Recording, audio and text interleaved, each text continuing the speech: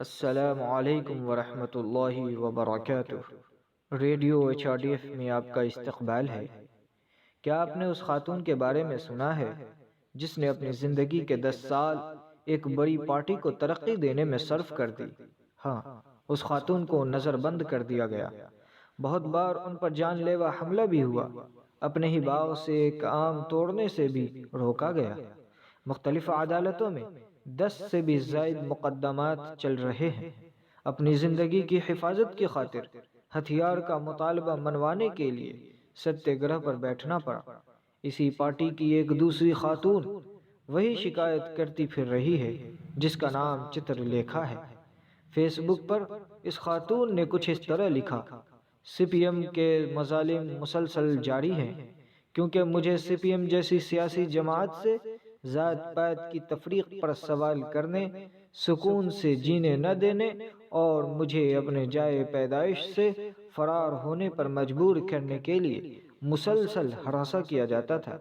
موجودہ حکومت یا عدالتوں سے انصاف ملنے کی کوئی امید نہیں، اسی وجہ سے میں جس سچ کا انکار کرتی رہی ہوں، اب اسی اسلام کے نور سے روشنی لینا چاہتی ہوں۔ 20 سال تک CPM کا ڈٹ کر مقابلہ کیا، اب میں مزید برداشت نہیں کر سکتی، اسی وجہ سے میں نے اسلام کی راہ چنی ہے۔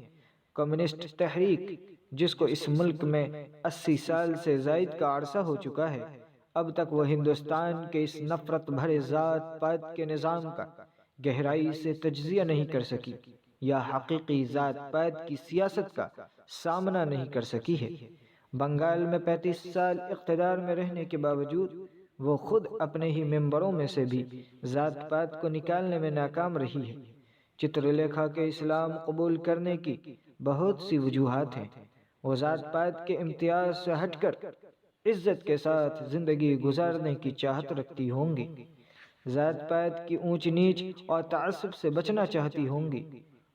ملک کے مختلف حصوں میں مختلف لوگوں نے اس کو بہترین طریقے سے استعمال کیا ہے۔ کوئمبتور میں 450 دلتوں نے آزاد کے خلاف احتجاج کرتے ہوئے اسلام قبول کیا، جو لوگ انہیں اپنے مردوں کو دفن کرنے کی بھی اجازت نہیں دیتے تھے۔ حال ہی میں اتر پردیش کے مراد آباد ضلع میں 50 دلتوں نے اعلیٰ ذاتوں کی طرف سے بے انتہا ظلم و تشدد جھیلنے کے بعد اسلام قبول کرنے کا اعلان کر دیا ہے۔ دلتوں نے ذات پات کے ظالم سے پریشان ہو کر غصے میں ہندو دیوی دیوتاؤں کی تصاویر کو اٹھا کر کوڑے دان میں پھینک دیا ہے۔ دلتوں کا کہنا تھا کہ یہ اونچی ذات والے لوگ ہمیں بال کاٹنے کی اجازت نہیں دیتے۔